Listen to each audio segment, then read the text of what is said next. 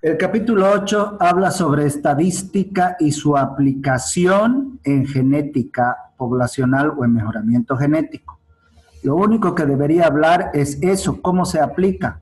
Pero es bueno siempre recordar, ustedes han llevado bioestadística en segundo semestre y muchas veces se han olvidado, de hecho ya se han olvidado sacar la varianza, la desviación estándar, así que el capítulo 8 les hace recuerdo. Cuando lean el capítulo 8 les va a explicar de nuevo todo eso. ¿Para qué sirve esto? ¿Saben qué? ¿Cómo yo puedo saber cuán heredable es una característica? ¿Cuánto varía en el rendimiento una característica?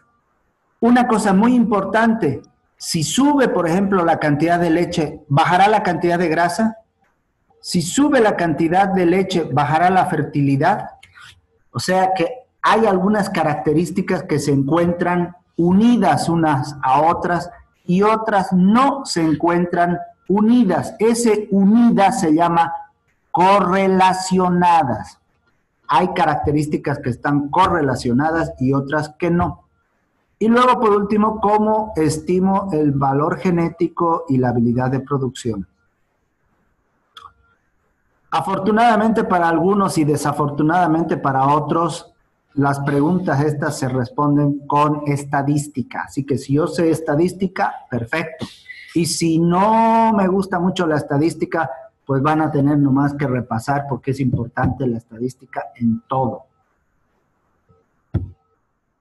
¿Qué es lo que necesitamos nosotros? Recordar media, desviación estándar, varianza, correlación, regresión. Por lo tanto, el propósito de este capítulo es presentar los conceptos fundamentales y la aplicación, que es lo único que me interesa. Primero, ¿qué tenemos que saber? Que casi todas las características que nos interesan, producción de carne, de leche, de huevos, peso al nacer, peso al destete, cantidad de lana que puede dar una oveja, fibra que puede dar una llama, todas esas características siguen una distribución normal, que también se llama la curva de Campana, o la de Gauss, distribución de Gauss. ¿Cuál es esa? Esta curva normal. En pocas palabras, la curva normal tiene una media. Arriba de la media está el 50% de las observaciones, debajo de la media está el otro 50%. ¿Está bien? Y ya vamos a ver con la variación y la desviación estándar, vamos a ver que el 68% de la población de una muestra se encuentra una desviación estándar arriba y una desviación estándar abajo, o sea que más o menos esta parte. Con dos desviaciones estándar viene hasta el 80 y pico por ciento y con tres hasta el 96%. Entonces, sirve esto para ver cómo varían o cómo están las observaciones. Algunas van a estar arriba de la media, otras debajo de la media. Los genes más o menos siguen lo mismo. Miren, por ejemplo, este es homocigoto, homocigoto, heterocigoto. Un gen, dos genes, tres genes, cuatro genes. A mayor cantidad de genes, miren, los fenotipos se van haciendo continuos. Y nosotros hemos dicho que esta es una herencia poligénica. Por ejemplo, la cantidad de leche no depende de 6 genes, depende de miles de pares de genes. Por lo tanto, los genes en leche, en carne, en huevo, son miles los que van haciendo una distribución relativamente normal. La media, todo el mundo sabe sacar una media. Aquí, yo voy a presentar las fórmulas, no pido formulario en el examen, pero también tienen que saberla. ¿Cuándo tienen que saber la fórmula? Cuando no saben utilizar su calculadora. Yo no voy a enseñarles a usar su calculadora, pero con una buena calculadora, la calculadora puede sacar media, varianza, desviación estándar y con algunas puede sacar covarianza, regresión y correlación. El que tenga una calculadora no científica, ese va a tener que preocuparse de saber las fórmulas. Yo no pido fórmulas porque no es mi materia bioestadística, pero lo repaso para que ustedes sepan. La media todo el mundo sabe cómo se saca. Se suma todas las observaciones y se divide entre el número de observaciones. Ahora vamos con la variación. Como el capítulo 8, cuando lo lean, va a hablar de la variación genética. Y obviamente ya han tenido que leer el capítulo 7 cuando vayan al capítulo 8. Y aquí dice que hay valor fenotípico. El valor fenotípico es lo que yo veo. Por ejemplo, si peso un ganado al destete y dice 200 kilos, ese es el valor fenotípico. Ese valor fenotípico tiene tres componentes. El valor genético, que es lo que se hereda, el valor de combinación de genes, que no se hereda, y el efecto ambiental. Por suerte, lo que no se hereda, que es el valor de combinación de genes, contribuye poco a la variación. Pero sí contribuye bastante el ambiente y lo que se hereda, que es el valor genético. Volviendo a la curva normal, miren, aquí hay dos características, una de peso al destete y la otra de peso al nacimiento. Las dos son características que tienen una curva normal, pero ¿cuál es la diferencia? La altura de la curva. Fíjense que la altura de la curva normal de peso al nacimiento es sumamente alta y no se va más allá de la media.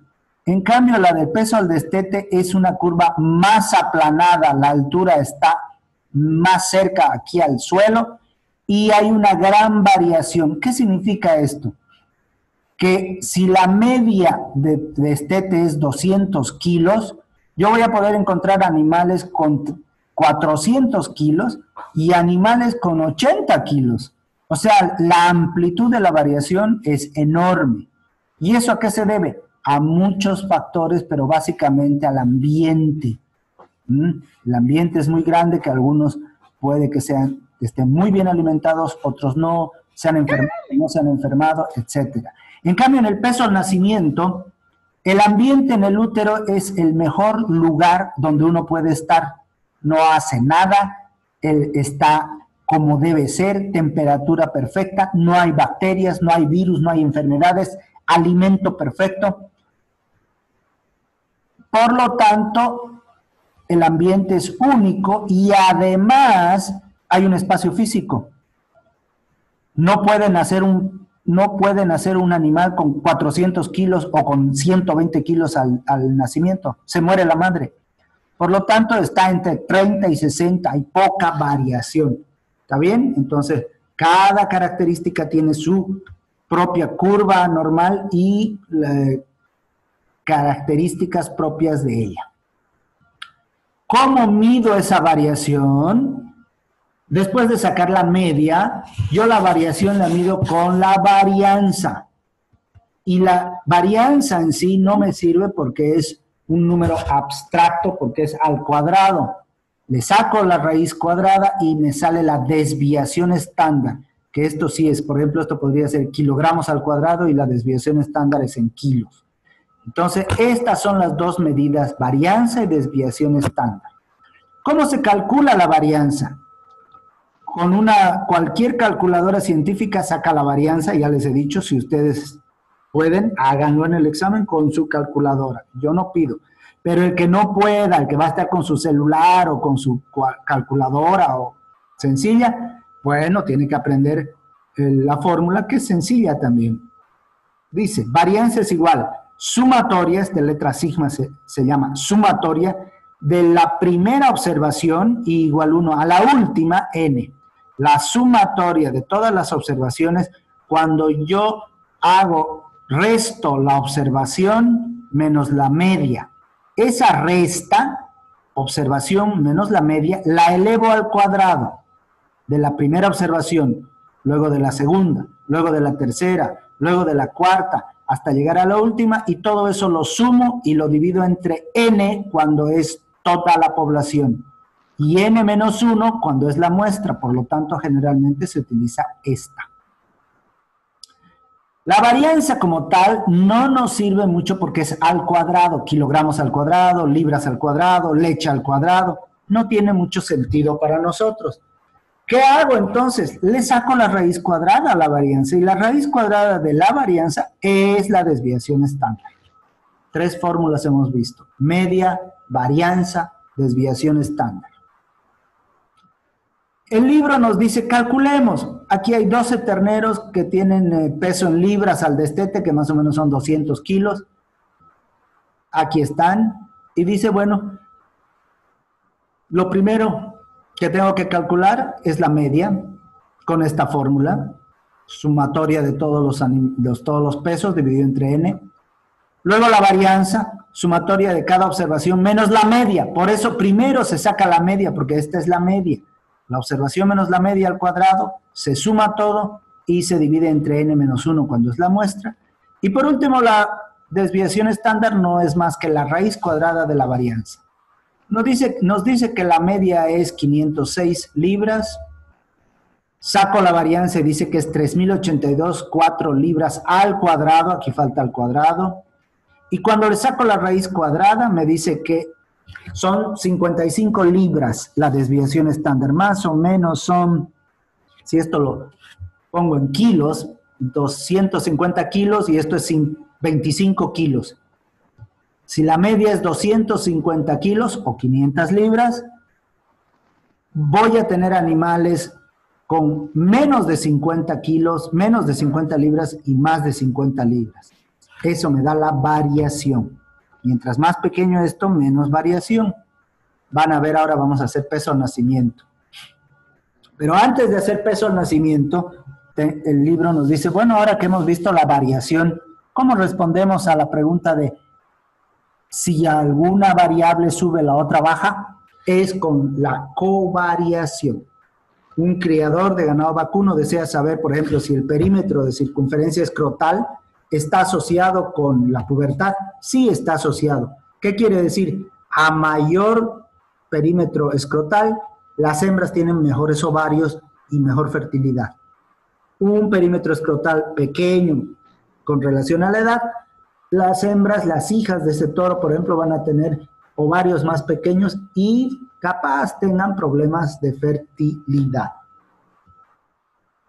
El libro, el capítulo 8 nos ilustra la covariación y nos dice, miren, aquí hay 2 características, X y Y, leche y grasa, leche y fertilidad, peso al nacimiento, peso al destete, lo que sea. Y dice, aquí hay 3 esquemas. El A es una fuerte covariación positiva. El B es una fuerte covariación negativa y el C no hay covariación. ¿Qué significa una fuerte covariación positiva? Exceptuando estos que están en círculo, miren, si el fenotipo de X va para abajo, el fenotipo de Y va para abajo. Los dos van para abajo. Y si los dos van para arriba, también. Leche arriba, grasa arriba. Leche abajo, grasa abajo. Una va para abajo, la otra va para abajo.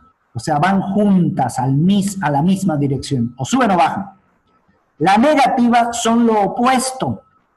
Una sube y la otra baja. Una sube y la otra baja. Una sube y la otra baja. ¿Se dan cuenta? Aumenta la producción de leche, baja la producción de grasa. Un ejemplo. Y la tercera es cuando no hay covariación, que no están relacionadas. No importa si va a subir la grasa, que se mejore o que baje la leche, no importa, la grasa va a ir aparte. ¿Está bien? Para eso nos sirve saber cómo covarían 2 características.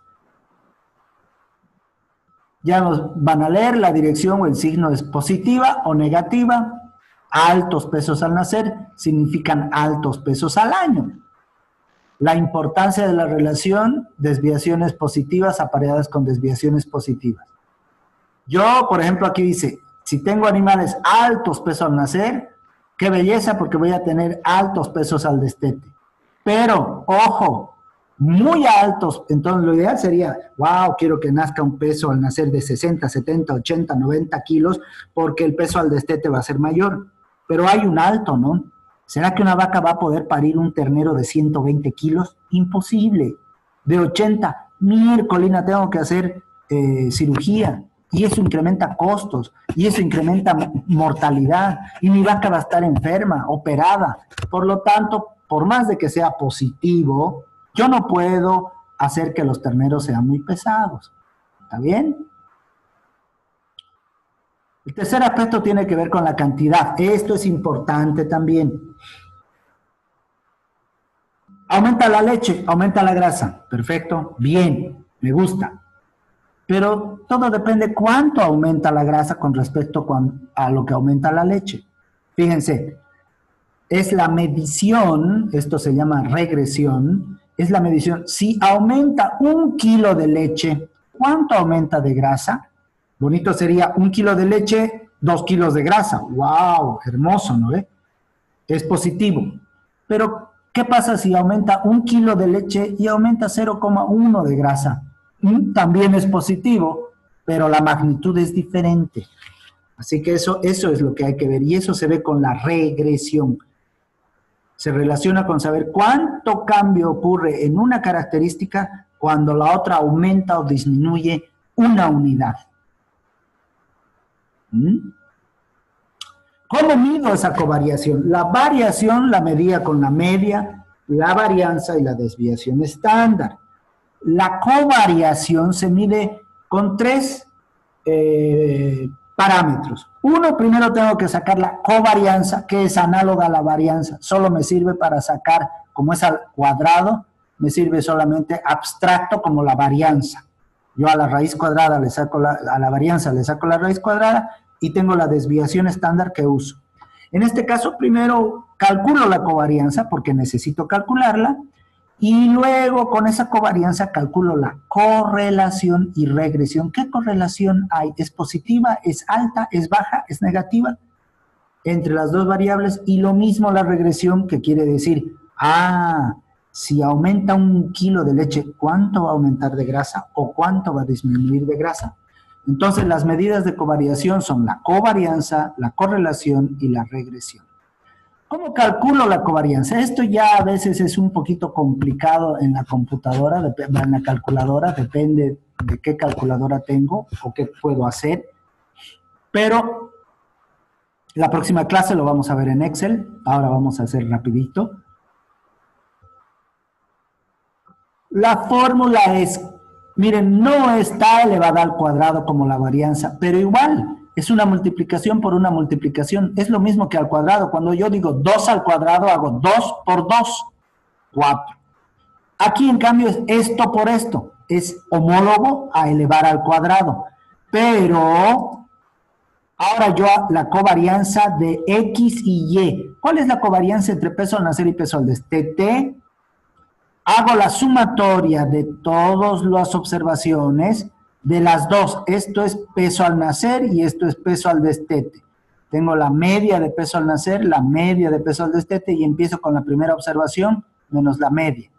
Luego la primera observación menos la media y eso lo multiplico.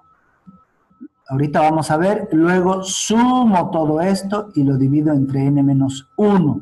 ¿Por qué? Porque es una muestra. ¿Está bien? Ahora entonces ya podemos calcular de nuevo. Tenemos 12 terneros, tenemos el peso al destete, tenemos el peso al nacimiento y ahora yo quiero sacar la correlación, la covarianza, la correlación y la regresión entre peso al nacimiento y peso al destete. Ya saqué la media, la varianza y la desviación estándar de peso al destete. Ahora saco la media, la varianza y la desviación estándar de peso al nacer con las mismas fórmulas. La media es la sumatoria de todas las observaciones dividido entre n. La varianza es la sumatoria de cada observación menos la media al cuadrado dividido entre n-1. Y la desviación estándar es la raíz cuadrada de la varianza. En nuestro caso dice que la media de peso al nacer es 79 libras, la varianza es 88.3 libras al cuadrado, porque la varianza siempre es al cuadrado, y la raíz cuadrada de la varianza es la desviación estándar, que en este caso es 9 libras. Fíjense, en el otro era 55 libras la desviación estándar, aquí apenas es 9. ¿Por qué? Por lo que hemos dicho, el peso al nacer está menos influenciado del ambiente que el peso al destete. Por lo tanto, casi todas están cerca a la media. Por eso les mostré esa curva normal, primero de peso al destete bien chata, y una bien alta, una curva normal bien alta de peso al destete. Ok, ya tenemos todo. Ahora sacamos la covarianza. Esto vamos a hacer el lunes en Excel uno por uno, pero ya se los estoy mostrando y voy a dejar aquí un práctico del capítulo 8 donde ya pueden ir trabajando. ¿Qué hemos hecho? Hemos sacado la media de peso al destete, la media de peso al nacer, la varianza de peso al destete, la varianza de peso al nacer y la raíz cuadrada de la varianza es la desviación estándar de peso al destete y desviación estándar de peso al nacer. La fórmula dice la sumatoria de la diferencia de la resta entre la primera observación, 515, menos la media, 506, o sea, resto, 515 menos la media, por la diferencia de la primera observación para peso al nacer menos la media de peso al nacer. Aquí está, desviación de peso al destete. 515 menos 506 está por arriba de la media, con 8.75. En cambio, su peso al nacer está por debajo de la media, con 17 kilos. Menos por más da menos, se multiplica. 17 por 8 va a ser 149. Esta, en cambio, está por debajo de la segunda observación, está por debajo de la media, por debajo de la media. Las dos son negativas. 76 y 5, menos por menos, más 76 por 5, 387. Y así, jóvenes, voy haciendo una por una, una por una, una por una. Si tengo 100 datos, 100 datos. Y aquí está la última. ¿De dónde salió este 61 negativo? De aquí. 445 menos 506, 61 kilos abajo. 78, 79, 1 kilo abajo. Menos por menos, más 61 por 1, 66. Una vez que he hecho esto, sumo todo esto. Desde aquí, desde el menos 149, más 387, más 221, más 1000, más 1000, más 3, más 12, más 185, más menos 199, más menos 8, más menos 250, más 66. Sumo todo eso. Y lo divido entre 12 menos 1, 11. Entonces, la suma de todo eso es 2.483 dividido entre 12 menos 1, 11. Y sale que la covarianza de esta muestra de datos es 225.8 libras al cuadrado. Por eso es análoga a la varianza. ¿Por qué al cuadrado? Porque aquí se multiplica una por otra. ¿Está bien? Listo. Miren, hasta ahorita hemos calculado la media, la varianza, la desviación estándar y la covarianza. Nos falta la correlación y la regresión. La correlación se mide como, la notación es R minúscula, correlación entre X y Y, que puede ser, por ejemplo, ¿cuál es la correlación entre circunferencia escrotal y pubertad? Es análoga a la desviación estándar y aquí vemos lo que dije. Por ejemplo, una correlación alta viene aquí, sube hacia la derecha. Una correlación baja, bajas rápidamente. Y cuando no hay correlación, todos los datos están acá. En el libro ustedes van a leer correlación fenotípica, que es correlación ambiental, etcétera. Aquí no tengo tiempo para eso. La correlación, ¿cómo se calcula? Facilito. Como ya calculé la covarianza, 225.8, lo divido entre la multiplicación de las desviaciones estándar, 9 y 55. Por lo tanto, en nuestro caso, el cálculo sería, tengo la desviación estándar de peso al nacer, 9, la desviación estándar de peso al destete, 55, y la covarianza, 225. Por lo tanto, la correlación entre peso al nacimiento y peso al destete es 0,43. ¿De dónde sale? De dividir 225 dividido entre la multiplicación de 9.39 por 55. Es positiva. ¿Qué dice? Parece que hay una moderada, fuerte correlación positiva entre peso al nacimiento y peso al destete. Puede haber mucha más fuerte, 80, 90, como puede haber negativa. ¿De qué depende la exactitud de esto? Oigan, con 12 no me representa nada. Yo no voy a tener nunca 12 terneros al año, voy a tener mínimo 100 terneros, 200 terneros, 1000 terneros. Mientras más terneros tenga, más datos voy a tener y esta correlación va a ser más exacta. En este es simplemente un ejemplo, ¿está bien? Y lo último es la regresión. ¿Cuál es el cambio esperado o promedio cuando una variable aumenta o baja una unidad? Pueden ser positivas o pueden ser negativas. Y ojo, la regresión no es conmutativa, o sea, la y en x, la regresión de y en x es diferente a la de x en y. La regresión de peso al nacer sobre peso al destete es diferente de peso al destete sobre peso al nacimiento. ¿Por qué? Por la fórmula. La regresión de y en x es igual a la covarianza, 225, dividido entre la varianza de x. Si fuera al revés, ¿cuál es la regresión de x en y? Sería igual a la covarianza dividido entre la varianza de y. Como la varianza de x y la varianza de y son muy diferentes, no es lo mismo y en x que x en y. En nuestro caso es sencillo, tenemos la covarianza 225, el peso al nacer 9, la desviación estándar de peso al nacer 9, la desviación estándar de peso al destete 55. ¿Qué me dice la fórmula? La regresión de peso al nacimiento sobre peso al destete es la covarianza entre peso al destete y peso al nacimiento, 225 dividido entre la varianza de peso al nacimiento. ¿Cuál es la varianza de peso al nacimiento? La desviación estándar lo elevo al cuadrado y otra vez se vuelve varianza. Si divido 225 entre 9.39 al cuadrado, dice que sale 2.55. ¿Qué significa? Que por cada libra de peso que se incrementa en el nacimiento, se va a incrementar 3 libras en el peso al destete. ¿Qué quiere decir? Que animales que nacen pesados van a ser más pesados al destete. Pero ya hemos hablado que el peso al nacimiento tiene un límite, porque si no después causa distosia. Bueno, todo eso, jóvenes, es bioestadística. Se los he dado para que repasemos. Ahora, yo lo único que tenía que hablar es de la predicción. Yo quiero predecir utilizando el coeficiente de regresión más la evidencia. Y esto es lo que les voy a enseñar, esto es lo nuevo.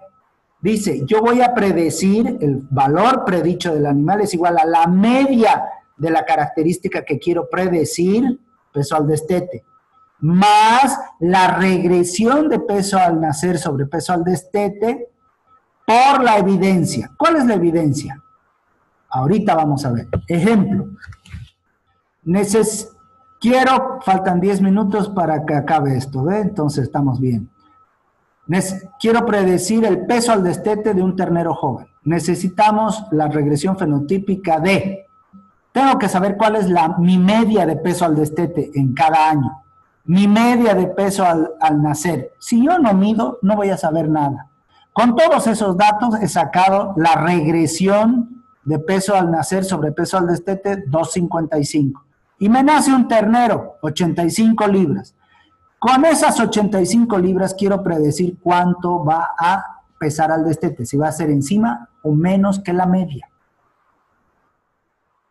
Y aquí está, el peso al destete que yo voy a calcular del ternero es igual a la media de todos mis animales más la multiplicación de 2.55 por la resta de 85 menos la media. En este caso está encima de la media de nacimiento, por lo tanto va a ser positivo. Se multiplica 85 por esta diferencia y eso se suma a los 500 y dice que este ternero va a ser 15 libras más pesado que la media. Ok, quiere decir que va a ser mejor y se queda. Si este ternero fuera 400 libras, o sea, 100 kilos por debajo de mi media, capaz yo tengo que decir, pucha, mejor lo elimino a este pobre ternero o no le doy toda la comida porque me va a hacer perder plata. Para eso sirve el capítulo 8, la estadística, para poder predecir. ¿Está bien? En el libro hay esto, en el capítulo 8, en la práctica, dice hay 10 cerdos y cada cerdo necesita, para tener 100 kilos, que son 230 libras, necesita estos días de comida. ¿Cuál será el mejor cerdo? ¿Saben cuál es el mejor cerdo? Este es el más alto. Este es el peor cerdo, porque necesita 198 días para llegar a este peso. El mejor es este. Apenas necesita 158 días para pesar lo mismo. 30 días de alimento más tiene que comer este para pesar lo mismo que este. Este me hace perder plata, este no. Y en el otro lado dice grasa. Obviamente nadie quiere grasa, por lo tanto este es el mejor cerdo. En el capítulo 8 les dice, practique lo aprendido, saque la media de esto, la varianza y la desviación estándar. La media de grasa subcutánea, la varianza y la desviación estándar. Y con eso calcule la covarianza, la correlación y regresión de estas dos características. ¿Qué quiere decir? La grasa subcutánea estará correlacionada con el hecho de que miren, 1.13, 1.13, pareciera que es lo mismo. Hay que ver si están correlacionados. ¿Cuál es su correlación y cuál es su regresión? ¿Está bien? Eso es, jóvenes, esta parte de estadística. El día lunes, revisen, vean, vamos a hacer esta práctica. Ahorita tengo 6 minutos. Miren, aquí está la media, la varianza, la desviación estándar, la covarianza, la regresión y la correlación. Y yo esto voy a sacar yo con, miren, aquí está, voy a sacar de nuevo, con Excel. ¿Cómo se saca la media? Promedio. La promedio de esto, saco de aquí el promedio. Uy. Promedio. Me pide el promedio, es la media. 506. Y lo único que hago aquí es copiar acá y me sale 79, que es lo que habíamos sacado. La varianza ya me sale tal vez otra cosita. ¿Por qué? Porque aquí saca la varianza de la muestra, o sea, con los 11, con los 12. Y yo he sacado un poquito 3024. Miren, el que puede hacer así, a mí con su calculadora no hay problema. Y esta es la raíz cuadrada, pero yo puedo sacar desviación estándar de una muestra. Entonces saco esta muestra y me sale, ¿cuánto me salía? 55, ¿ven? Y aquí 8 o 9. ¿Listo? Ya he sacado la media, la varianza y la desviación estándar de peso al nacer y peso al destete. Aquí la próxima clase les voy a hacer manual. Vamos a ver fórmula por fórmula. Pero para que vean que esto es sencillo y en Excel pueden ir trabajando. La covarianza es una sola y se saca así, miren. Covarianza, devuelve la covarianza. Ok. De una matriz. Y dice la matriz 1 es esta, ¿verdad? Y luego pongo punto coma. Creo que es esto. Uy, no. Es la matriz hasta la 22 y aquí pongo punto coma y luego pongo la otra matriz aquí y luego cierro y me sale, miren, aquí hay diferencia, 225 me salió el otro, 225,8. ¿Por qué? Porque esa dividí entre 11, esta dividió entre 12. Esta es la que hemos sacado, ¿no?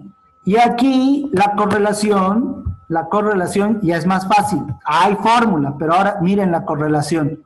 Dice covarianza, lo voy a hacer aquí. Esta es la covarianza, 225, dividido entre la multiplicación de esta desviación estándar por esta desviación estándar, nos sale 0,43.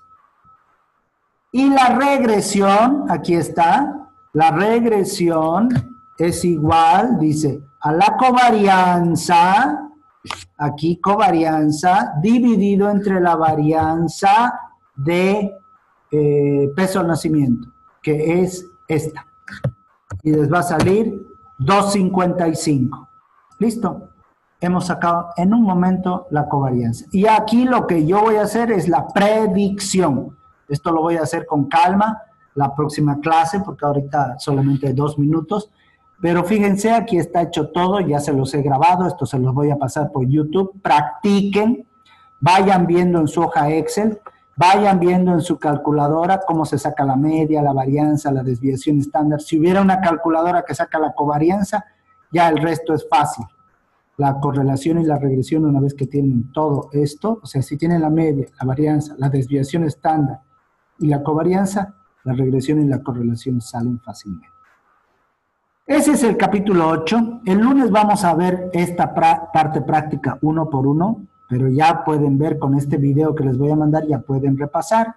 Y luego vamos a ver también el día lunes cómo se calcula a 305 días.